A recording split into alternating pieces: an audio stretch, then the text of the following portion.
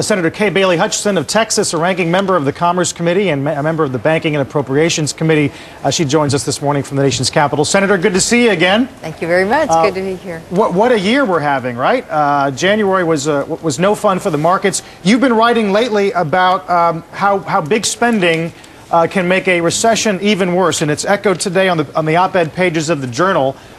Is that a signal that this is going to get an even harsher treatment in the Senate than it did in the House?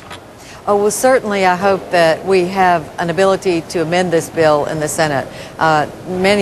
Most Republicans, almost all Republicans, will not vote for this bill the way it is now. And I think the economists and the people who are in the financial world are saying the same thing. So now what do? We have to look at the tax cuts and the incentives that are there. I think we have to throw out the social spending, which is all very good, but not stimulative, and focus on housing, shoring up the financial markets, and trying to keep people in their homes. Yeah, I mean, tax cuts make sense to a lot of people, and certainly you want the package to be stimulative.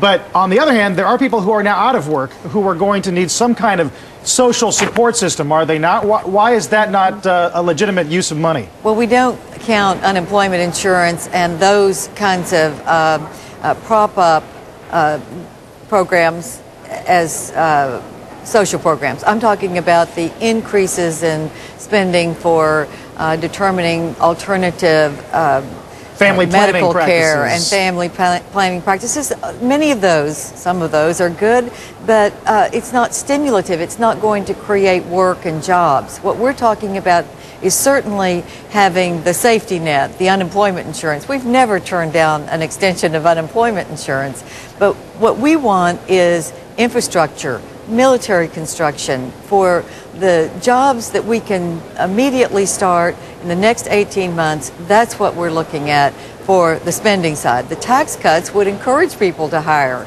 encourage people to buy. That's what should be the targeted tax cuts that we'd like to see in this bill. Yeah, politically speaking, there are some cynics, I guess you could call them, out there who listen to things that are being said by the likes of Rush Limbaugh, at least early on, that he hopes the president fails in this attempt.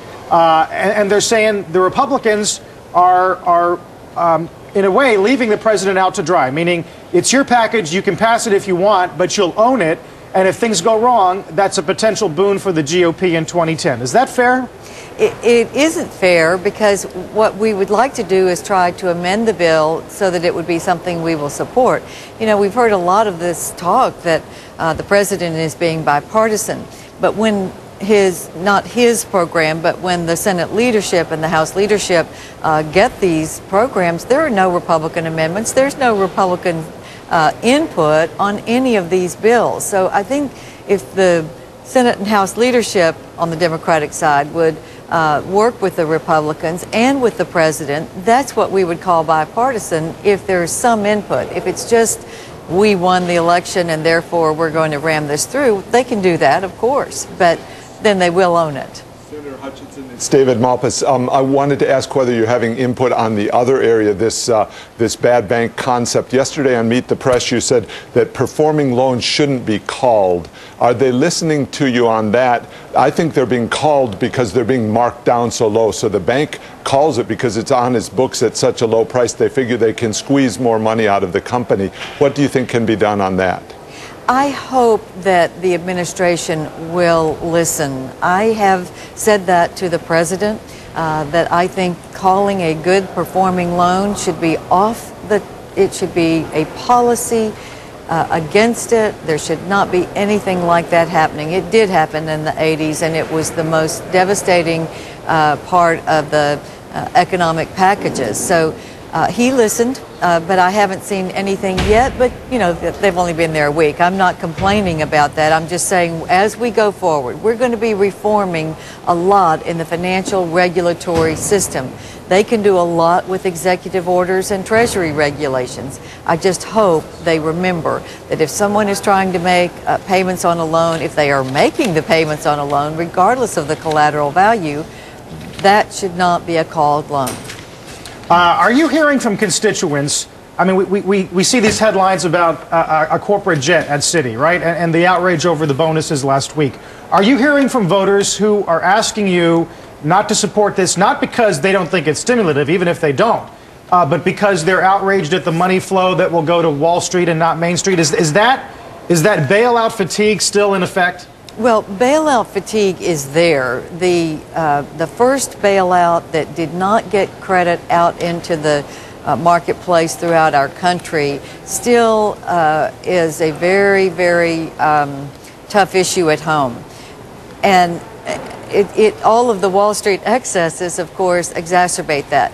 But that's not why people are weighing in against the stimulus. They're seeing this $800 billion price tag, and they're not seeing any effects of it. If people felt like they could get credit, if they could keep their jobs, if they were working out a loan mortgage, if you had that feeling in the country, I don't think you would have this kind of opposition to the stimulus. But adding on to this debt, and I think we're beginning to hear talk now about how much more debt can we have and still have investors in the United States paper. So I think we've got to look at that versus what's going to stimulate, and we've got to really have a balanced package.